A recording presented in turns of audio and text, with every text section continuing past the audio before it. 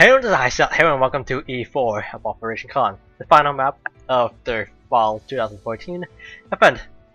For the first fleet, as you can see, we have the return of the combined fleet. The final map does allow the combined fleet, and as you can also see that our combined fleet has two carriers, Kaga and Tayo.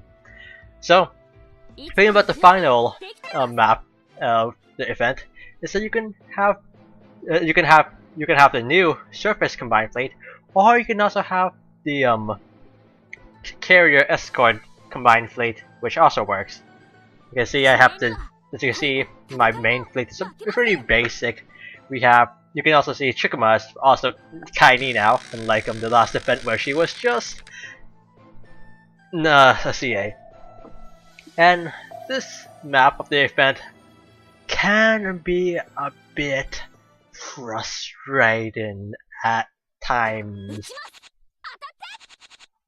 This map itself, it's not as bad as last event's final map, but it's still, the biggest thing that makes this a lot less frustrating is the fact that you have a combined fleet, which means you have a lot more firepower, and you can also you can bring a lot more stuff with you. And also submarines. So the first node is not a big threat at all. Submarines. It also helps that there is no restrictions. You have restrictions, but no, you don't lose. No ships are locked out of the map, so you can bring anyone you used before. The basic things also shares some things as the other maps, like the sub node has no indication, so if you're going into the line you won't realize it the first time. Not that it really matters, because the possible formations for the sub node are usually I believe this one's line abreast, as you can see, but it can also be echelon formation, and I think for that one they have two subs that have an initial torpedo phase, but it's still highly inaccurate, so you're probably not going to get hit, even though it could happen. Not that likely though. Also, I never did. Also, one thing to note is that, I used one formation for the sub node. I never actually went to check if that was the correct one. I just pretty much guessed if there was the right. It seemed to work fine. So it probably was the top left one that I always use for sub nodes. It doesn't really matter though, because the subs aren't a big threat itself.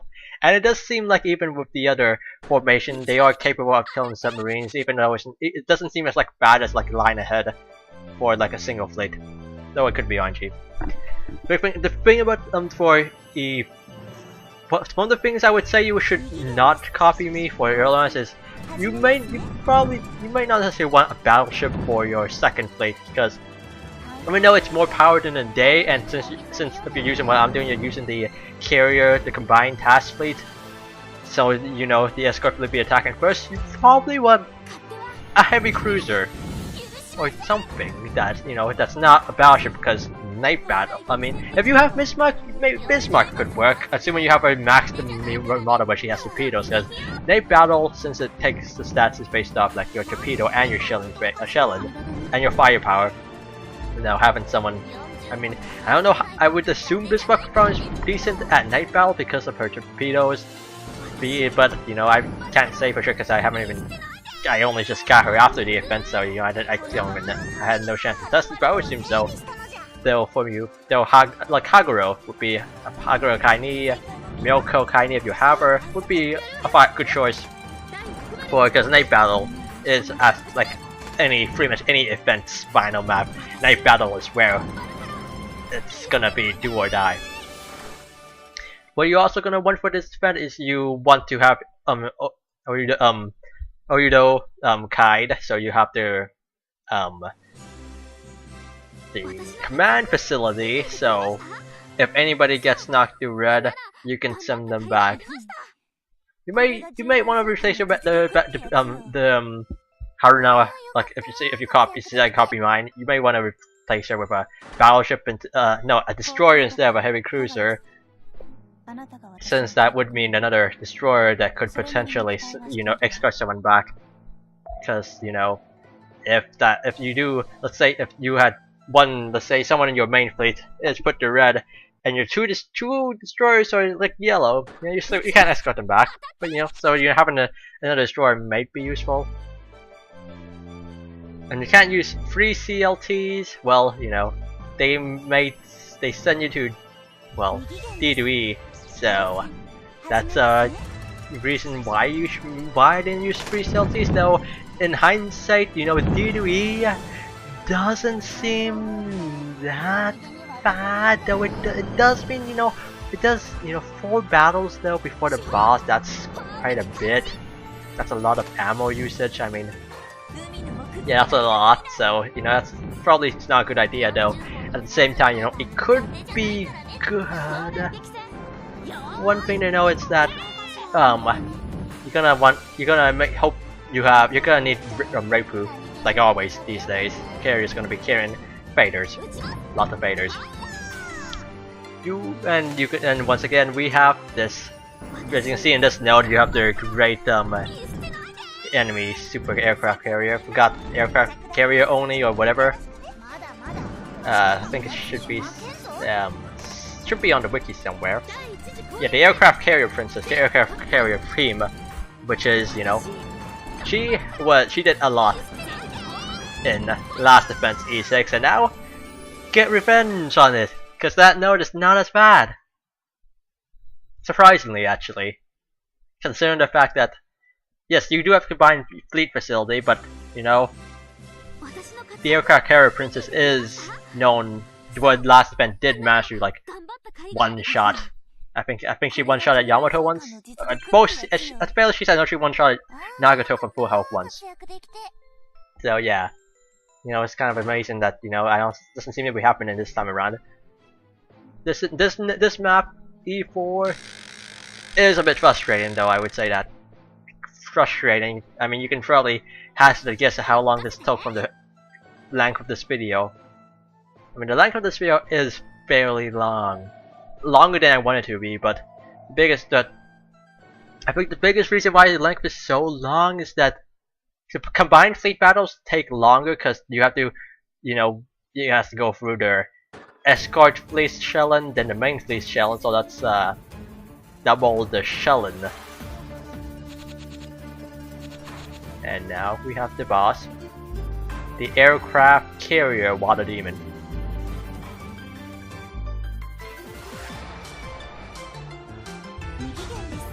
One thing you would see here is that air superiority. Good luck with that. You ain't getting no air superiority, not yet at least. I think there is one formation that I did encounter before the final formation where she only had one of the elite WoW flagship where I was able to get air superiority. For the most part, you're not getting air superiority. Now her introduction line pretty much means you want to pass through. Attacking that's what I'm talking about. Ha! Under attack, I won't be defeated. And then let's look at her stats.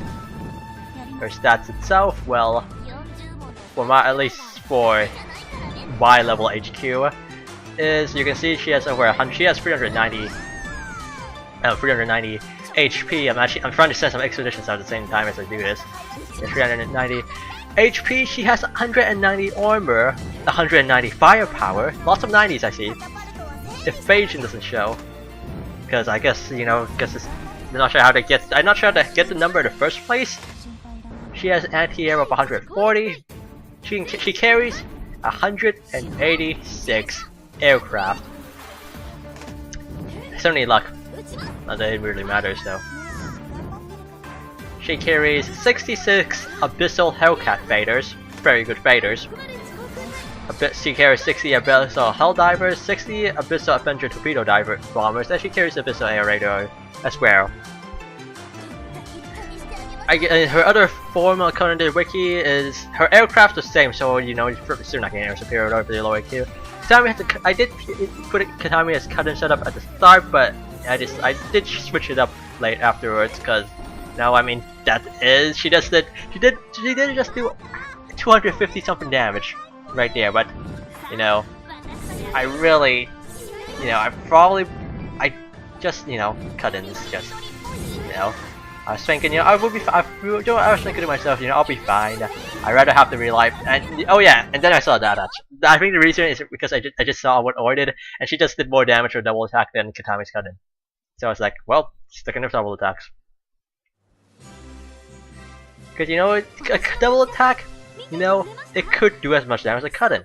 It's like the chances of a double attack doing as much damage as a cut-in, you can say it's the same chance as a cut-in happening.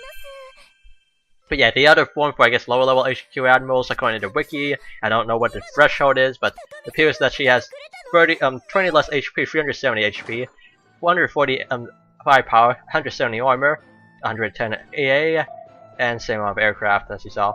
Speed is fast. So for the first few sorties I did through this, it seemed to go relatively well for a while.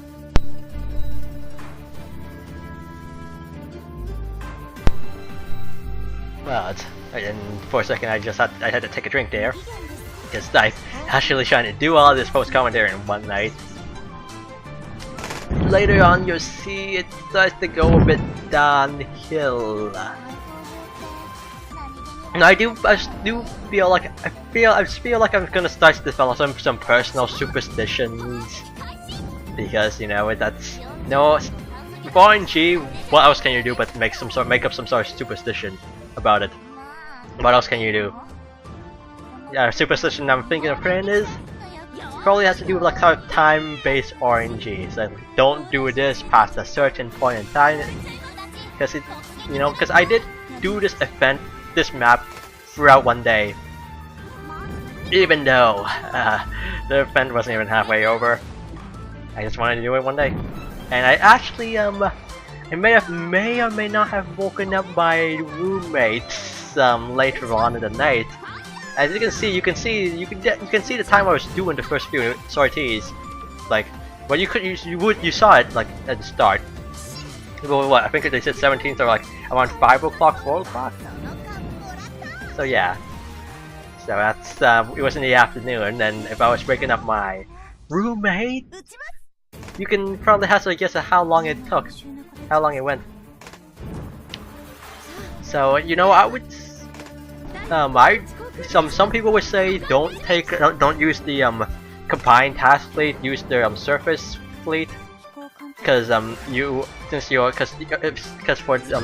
escort fleet attacks first for the combined task fleet, it puts them more at risk. But it worked relatively well for me, so I would say do what you want, do what you prefer. Because I prefer the combined task fleet because I can bring 2 carriers, which means more in the air. Also, I'll bring 2 CLTs because CLTs work pretty well. Yeah, because composition for the most part is pretty basic. There are some branching rules. Let's see. Well, the branching rules for B to C, for B or C apparently, depends on the second fleet composition. Let's see. 2 DDs and 2 CLTs guaranteed to node C, while 5 DDs gives a high chance of B. More DDs increase the chance of going to B. Apparently. Not that I don't think it really matters though, cause it's just the first nodes. I mean doesn't specify what nodes are, what's in B, what's in C. It probably doesn't matter, even if it's true. I mean you'll be honest, you're not gonna bring 5 destroyers anyways. However, going to D or E from C is random. D can be a bit annoying because once your XFP finish their channel play, the torpedoes, if you leave, I think the flagship has a pretty strong torpedo, so if you leave it the torpedo can be a problem.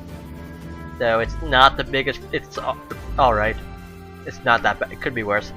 Node E has a bit of battleships, so shelling is a roll of a dice, but for the most part, the odds are in your favor. Either way, then you go to Node G, which has the aircraft carrier Princess. That node. Oh no, I see I kind of this way, and yeah, this is the also what you're seeing right now. That's the that's the enemy. That's the boss form that had the one woe. I actually forgot that. I thought I only encountered that at the end, so I clearly forgot about the bird's soy tea. Cause I wrote wrote to like I wrote that I only encountered this once at the end, but it turns out I encountered this more than once. But yeah, now G is the aircraft carrier princess.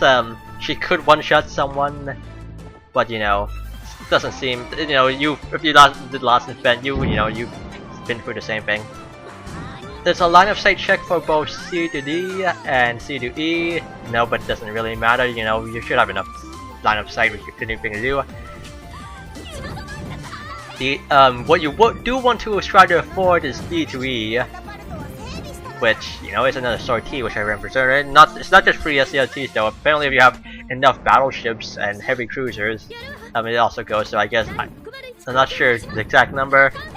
Could be random, for all I know. If you go to G to I, so you go to a dead end node if you have more than 2 carriers, and then you go to G to H, and H node considers the battleship princess, battleship team, if you have more than 3 battleships. And you go to G to the L if you have less than 2.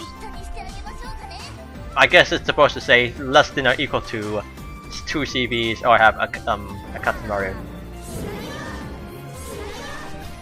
So yeah, we're in the boss. I got shot to red, but as you know, battleships aren't the best for night battles.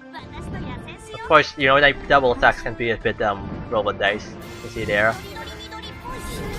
Oh yeah, also this I think it was this battle. No, not. It was another. There was one battle during night battle where team pairs are getting pretty laggy because usually as the internet.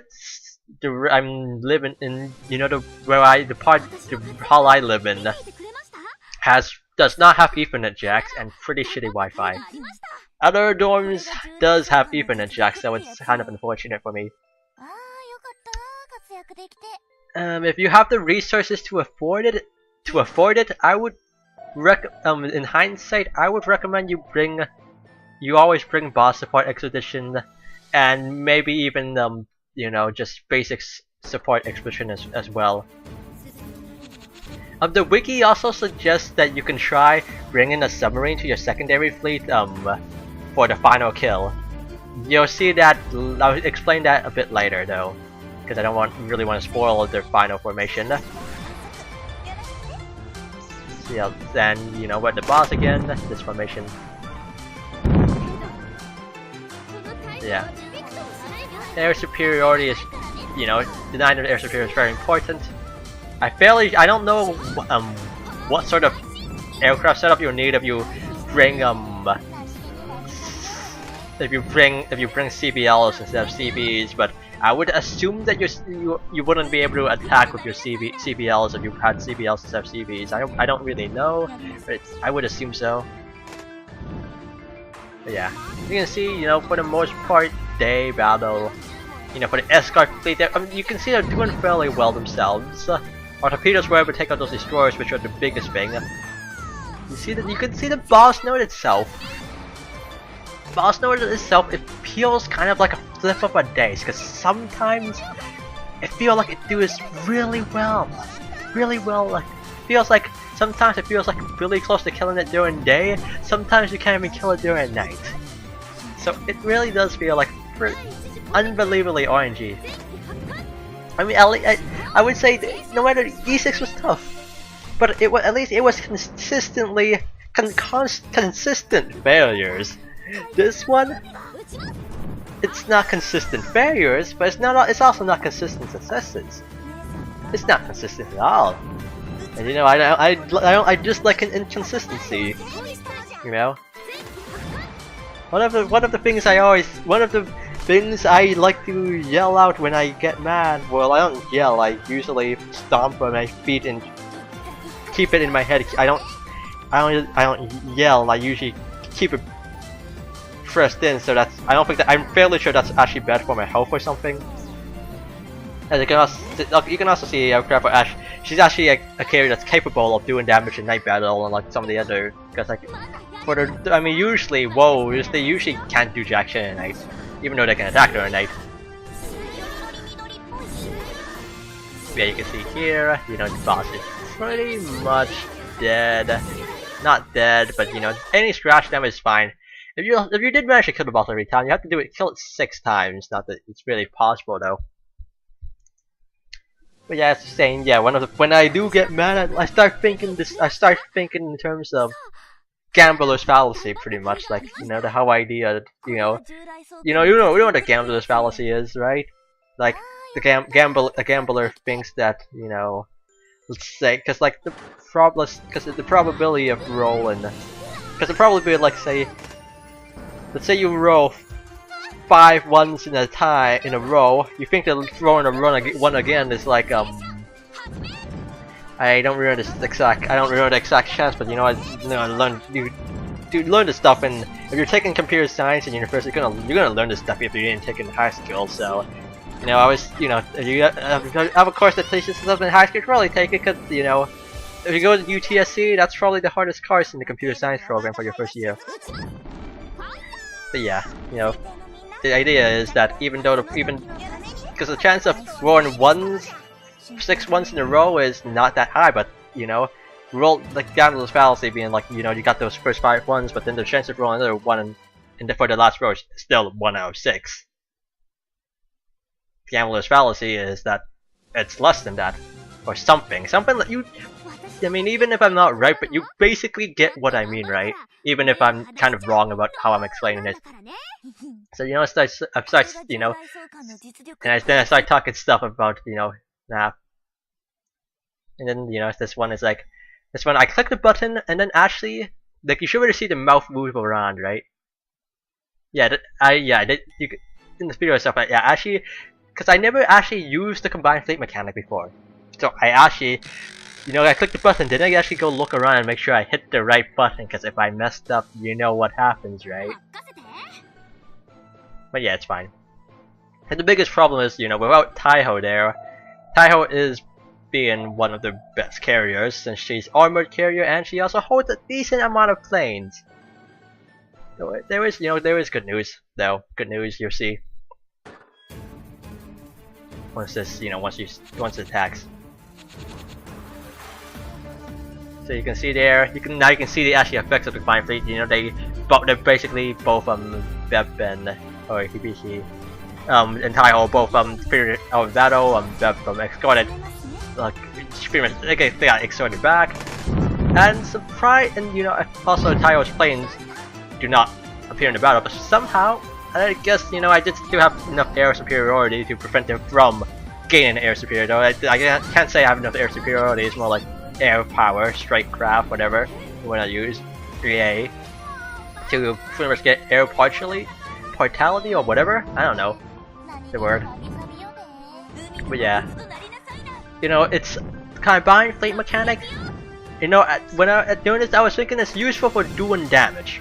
But I thought, you know, I was thinking it'll be useless for getting the kill. But you know, it's pretty much anything can happen when you have the torpedo cruisers. Basically, anything can happen. Anything can happen at all.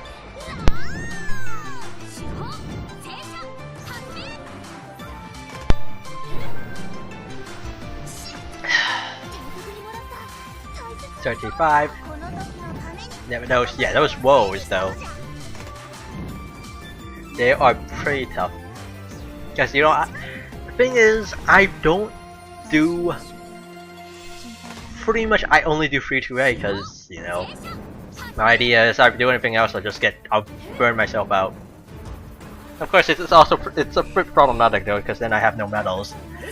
So I actually didn't get Unru tied up until this event where I got the medals from. Yeah. But you can see here, you know, sometimes, you know, we take out more ships, other times we don't. It's all pretty much full of dice. Even if you have a boss support expedition, it can still go pretty much either way. Like you see Katama, she one-shots pretty much carriers. And she hit, and let's say both Katama and Oi hit the boss. bosses could die if they crit both times. And you know, I see it. No, for the most part, I fine as long as if it's not the final kill, I'm fine as long as some damage is done. And it's also not a bad enough map for me to actually keep track of how much damage I did. And how to also manage to do some damage, and or also manage to do some damage. So 20, you know, that's more than half HP. So that's, you know, that's usually what I consider fine. For the most part, I really don't care unless, because at this point I was thinking E-4. People said their defense was easy, so I was thinking it doesn't really matter. As long, and I was thinking, it's not I'll get the kill. I was thinking I'll get the kill. It should be easy, right? Technically, I guess you could say it was easy. Time consuming, a bit annoying at times, but it was easy, I guess you can say. I guess the biggest thing, you know, that I have to say is, for this kind of map, I said it in another video, but I'll say it again, take it slowly. If you're not new to it, if you look at this, it's only a few days in, take it slow. Do not rush. Let yourself, like, if you find yourself starting to get really frustrated, take a break. Beg you, do not be like me. Like, usually I take things, in the past defense, like, the defense after last year's fall, no defense afterwards, I took the defense slow. Because, you know, at that point at that point I was thinking, oh no, because that was the first event after, it was the first event with no regen. Also here Poe gets Yudachi is put to yellow, and because of she's in yellow, she can't be escorted, she can't escort Beth back, so that's the reason why I cut it out there.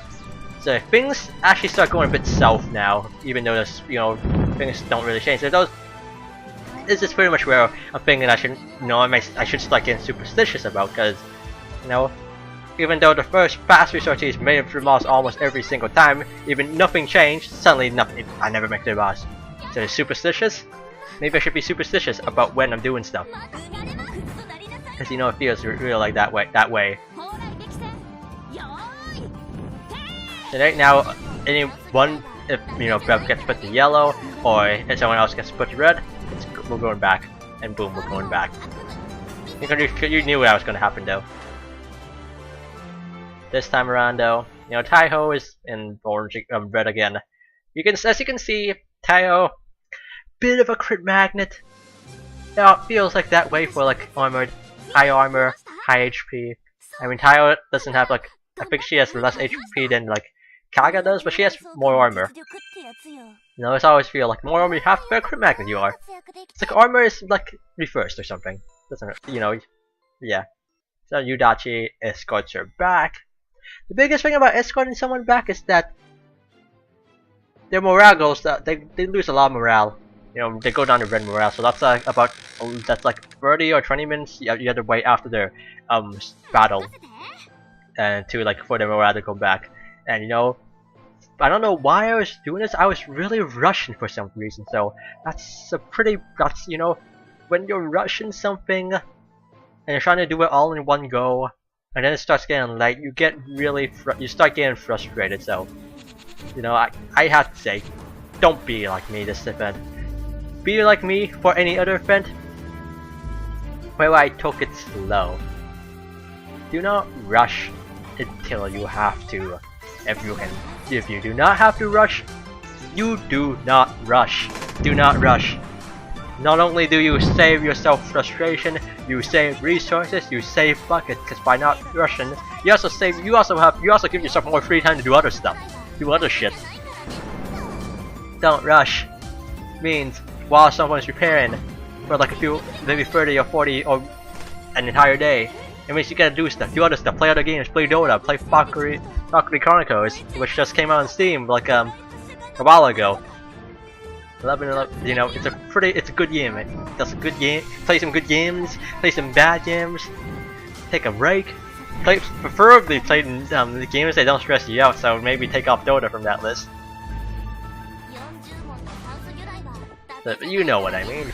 You pretty much know what I mean. take it slow. Relax.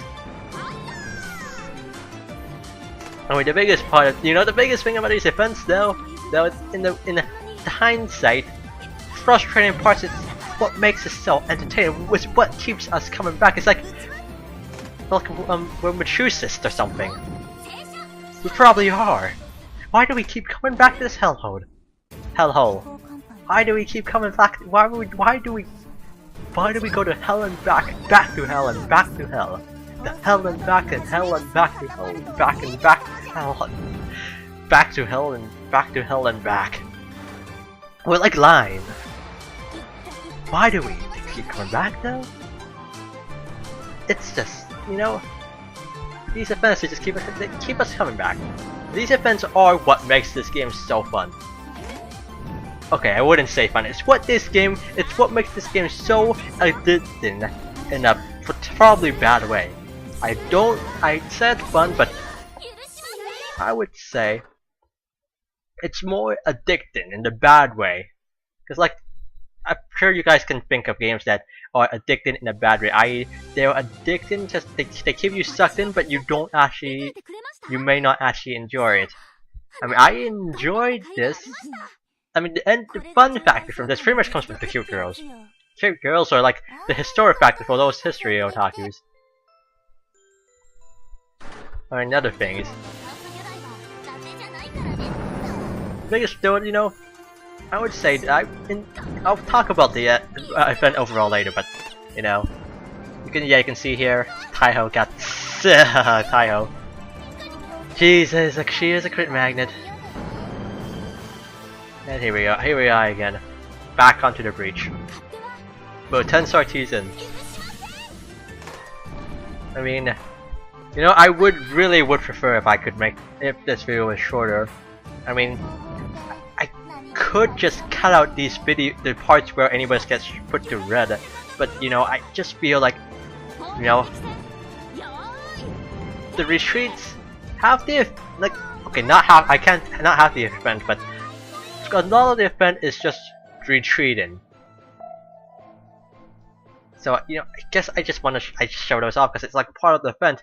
I mean, this also doesn't take a lot to show because I did try to cut out most of the battle as well, but like, there's other things that, I mean, later you do see me cut a bit more stuff out. I mean, I guess the boss battles themselves, yeah, but the thing is, I don't really want to cut them out. And, because like, the thing is about these dog videos, you got me. Oh yeah, so I also have to bring boss support now. Also, I'm pretty sure I had both supports now. See, the boss support didn't do much, really, unfortunately, but yeah. There's the whole equipment overload probably does apply to the, in hindsight, I really probably should have, started adjusted for their whole equipment overload thing they put in the game probably a while ago. I don't remember when, but I think what people do now is they put like 2 guns or 3 guns and then radar or something. I'm probably never gonna actually get any holo radars because I never bother crafting equipment these days, and I really don't wanna. I mean, I've been fine with my Type 22 radar for a long time. They are called Type 22, right? Yeah, Type 22 surface radar. I've been fine with them for so long. Why switch things up now? They've been working so far, right?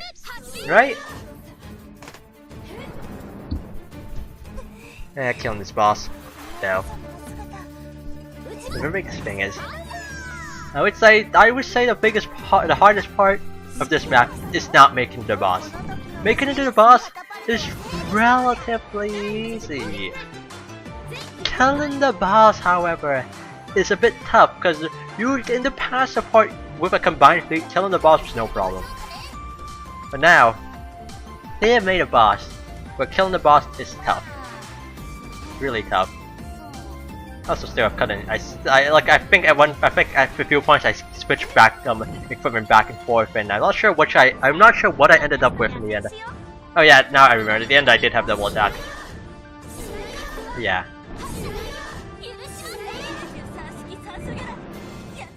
Yeah, the biggest thing though, as you can see, is killing bosses hard because sometimes you're like, you can see we had enemies still alive when we entered night battle, and you know, it's always the most frustrating part about that is when they're left alive at red H at like 10 or in like low digits number where like one hit from anyone will kill them, and they're left alive because someone from the main fleet missed their last attacks.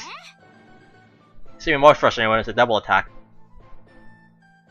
So you know, the whole equipment overload thing, I would say, probably is a thing that matters.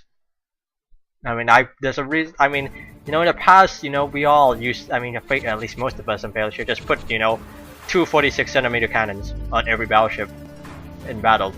Nowadays, you know, I still do put my 46cm cannons because I'm not fond of going and changing things around. But now I do that, and I also used the 41cm prototype though, even though there are some guns that probably have better things around here. And I think by this point, or I think earlier on though, I did switch Kaga. She has all 4 of her ship slots is just pure fighters, half fighters. And as you can also see, the whole cut-in, the daytime cut-in sucks.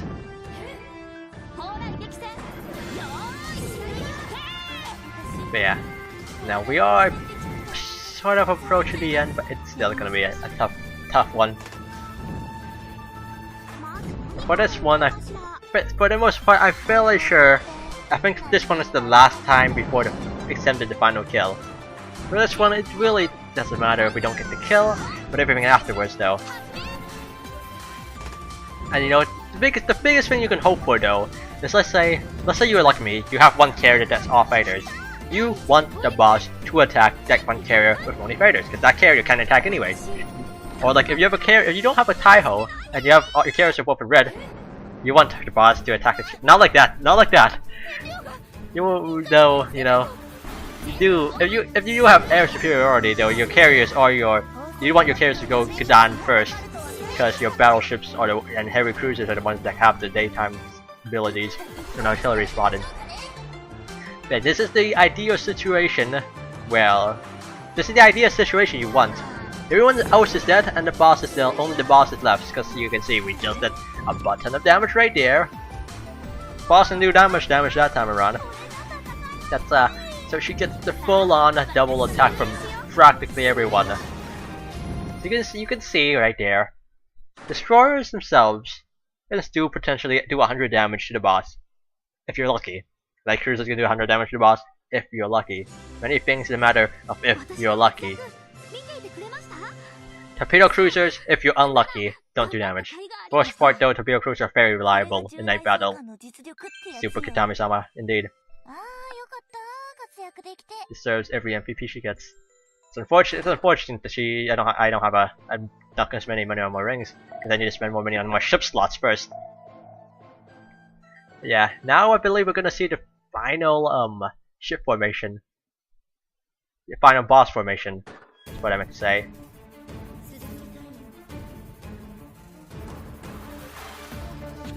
So I was, you know, kept that up just in case we got the final kill. And you know, things.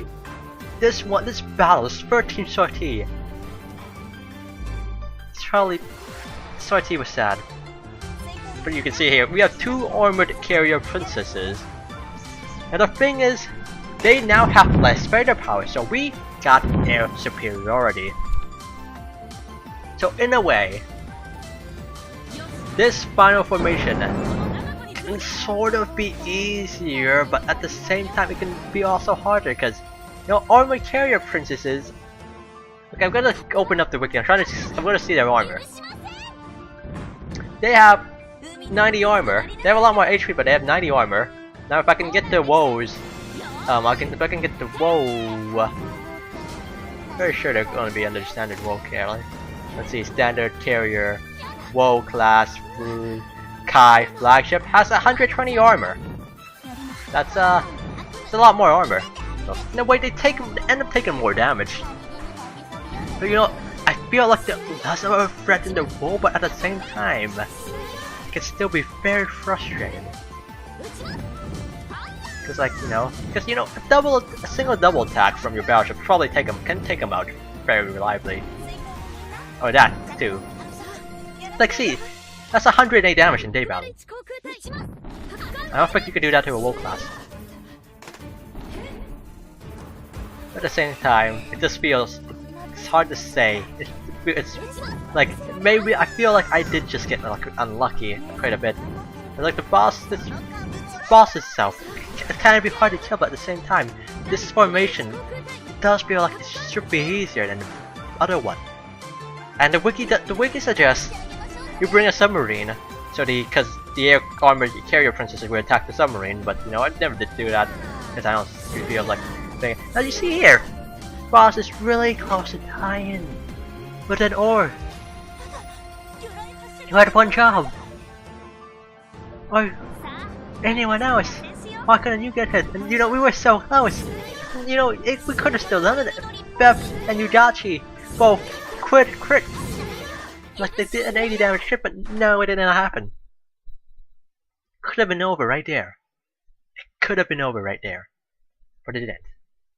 And that was, I think, what the most frustrating thing. It doesn't matter how easy an event is. Doesn't matter how easy something is overall. It takes one frustrating moment to bring your morale crashing down. Even if you know you're gonna win in the end. It means you just feel more frustrated. So I did skip 2 failed boss kills and 1 retreat at it happened in that order. So I wanted to cut out more footage of like especially failed boss kills, because there's no point showing those, because especially because those take a long time to show. Because like I mean, you could show the last moments, but it doesn't really make matter. But yeah, so we're at 13-17.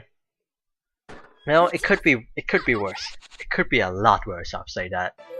I mean, I could try and figure out. Because summer event. I don't know. I don't remember how much that took, but I can look at the FF split footages. Let's see. I'm trying to look at this. Let's see. I'm fairly sure that this. Yeah, I can already see how much. I mean, that took a lot. The E6 took a lot more sorties. I mean, 1, 2, 3, 4, 5, 6, 7, 8 on day 1, and I had 4 days in total. And then day 2 had a lot more. So that's I don't remember how much it was, but I think it was almost 50 sorties or more. You can see, 17 sorties is not that bad in comparison. But you don't think about comparisons when you're in the middle. You only, well, at least me. I only think of how bad it went. That's what when you go through it, when you're in the middle of it, you don't think, oh, it could have gone worse. When you're in the middle of it, you think, oh fuck, this is bullshit. You only think it could have gone worse when you think about it in hindsight. At least for me. But yeah, in hindsight, yes, it could have gone a lot worse. But in hindsight, you also realize yes, it could have gone better, but it could have gone worse. And really though, it really couldn't. I mean, I say it could have gone worse, but in hindsight, you always knew. You can't. You may not have been thinking of, but you deep inside, you knew you were gonna win. You knew the outcome was never in doubt. You were gonna win. It's always a matter of when and how much resources and when are you gonna do it? Do you want to stay up all night? At this, I want like a few sorties before. I did say to myself, I'm gonna kill this boss tonight. I don't need no sleep. And and about and a bit, it's like, yes, I get frustrated on this map without good reason, of course, because there is really no good reason to get frustrated on this map when you've been through worse. And really no reason to get frustrated. But it's a case of you don't really think about that things when you're already stressed out. You only get more stressed out if you keep going at it, really. Which is why I say take it slow. Don't be like me. Don't stay up until 5 AM trying to do a map which you can just finish tomorrow, or the day after that, or the day after that, or the day after that, or the day after that, or the day after that. But yeah. This event though, E-4 was not a you can say it was not a particularly difficult map. I mean, some of the stress comes from you're gonna sneeze. He's actually I muted my mic and it turned out I didn't sneeze. But yeah, I mean, some of the stress actually comes from trying to do this through Team Fair, which I kind of have to do because that's the only way for me to record it. Do it over the weekdays. I mean, my original plan was to just live stream and rush it through over the weekends, but I just didn't feel comfortable about only doing it on the weekends. I did not feel comfortable at all about doing that, and the most comfortable, I do like doing these videos. I do like doing the recordings, like reports on these events. But I always can't help it. I can't always, sometimes I do want to go back to the simpler times where I just do it slowly and don't have to worry about having it recorded and anything like that, and not accidentally having a mic on as I start crying. Apparently, the string event was also harder. Yeah, the string event was definitely. I mean, I don't have footage of that. I didn't start recording myself doing that, but I remember quite clearly that string event, the last map, was pretty difficult, pretty frustrating as well. Every final map of defense has always frustrated me. I can't say the fall of the final map is frustrating me because I didn't even get there because E-4 fucked me over. But there was always frustrations. Most moments where I was frustrated, moments where I got frustrated pretty much. Now, as you can see here, sorry T17, if I'm showing you this, you can probably already guess what happens. But you're seeing this right now. But Sundai's in red. That means that means Beb is gonna have to escort her out. That means 2 less firepower at night. And both Sundai and Beb are both basically perfectly capable at night. If you're lucky. That's potential firepower. That's created a lot of firepower loss. So you're pretty much wondering, how am I gonna do this? But this is the point where you see the true power of RNG. And the aircraft carrier Princess is almost dead, but not dead yet. No, she's back. She's back. I get the feeling she's gonna be back for the next event too. Now, one of these days, one thing I am looking forward to is the winter. I mean, we don't know if the winter's going to be like last year, where it's just a simple, fun, really fun, and it's just short, fun, pretty easy event. That's just awesome. It's just fun. But I'm hoping it's going to be like what I mean. While I'm not expecting much from the anime, because I really feel like it's not gonna live up to its namesake. But I would love it if they did an event for it that's just fun, like last year. Or if they just did another crossover event, that would be awesome as well. It's the biggest element of the biggest reason why the crossover event was with Blue Steel, because I can't really pronounce the rest of the name, was so fun. Was this save your song playing during the boss node? That was pure ass. That was pure ass. The soundtrack just adds so much to the game, and I just sent the wrong expedition fleet.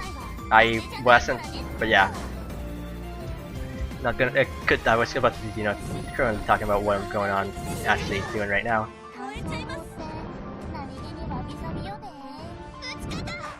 You can see here, surprisingly doing very well.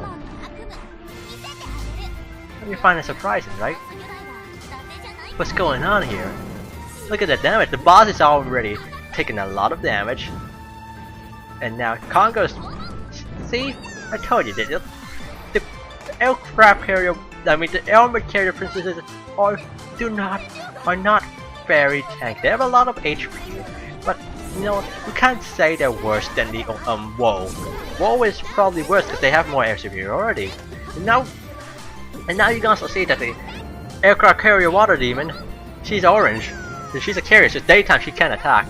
And, you know, I still personally think she should not be able to attack in night in orange either, because if she can't attack in the day when it's orange, why can't she suddenly attack in night when it's orange? But you know, in long term, it doesn't matter because she has 106 HP left. Even though Sendai and Beb both are gone, because Beb had to escort Sendai out. Kantai just right there, boom, shakalaka, dead. Final line. Let me reopen that. Let me reopen that because it was like I think it was you may pass. Very well, you may pass. Yeah. See when those translations are actually correct. You never know. And yeah, let's rank the boss now.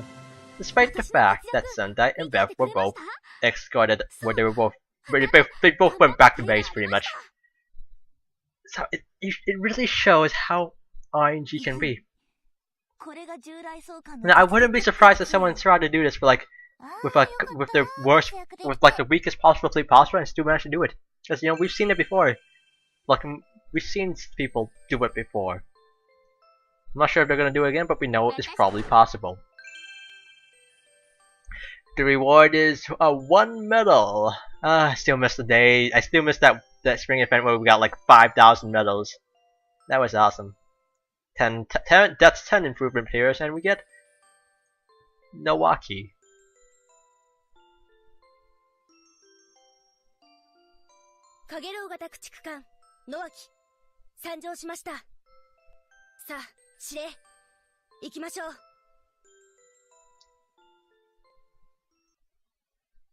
And you can see event is complete.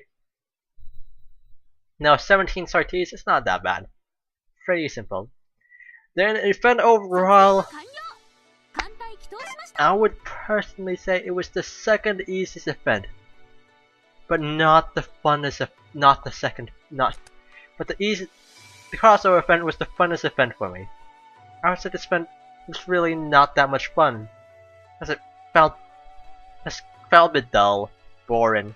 You know, just guess maybe I'm finally getting bored of Kanko, but. You know, but this didn't seem to have the same touch as it had in the past, though. Playing through Team Fear probably doesn't help either. But yeah, this has. I mean, you know, it probably was too easy. And you can see here, resources usage was quite a bit, and you can actually see the total E-4 and the total. It was relatively E-4 that caused pretty much was the only map. I mean, you can see the resource cost is pretty much 90%. And you know, resources used, it's really not that much. E6, I mean, you can say E4 pretty much. I can't say E6 did more than double the entire event, because E4 pretty much was the only resource in system map. But last defense E6 did use up more than double. Maybe more than triple, I don't remember, but use a butt ton more resources. A butt ton. In fact, I can actually go up and find it right now. But yeah, you know what I mean though. This event overall, yes, it can be frustrating at times, but it's by far, it is the second easiest event probably in the history. Not including the summer event from last year, because I wasn't even a bit higher there. Cause yeah, just E6 alone took 45k and 45k fuel, similar amount of ammo actually. 30k steel and almost 10k bauxite and 145 buckets. So in terms of cost, it is both events. It's E6 resource cost. I can't say it was that bad, but yeah. I've talked I had about this event. I'll probably see you guys for the next event, and I'll eventually try to get more recording done. Now once the first term of university is over. But see you guys then, and good night.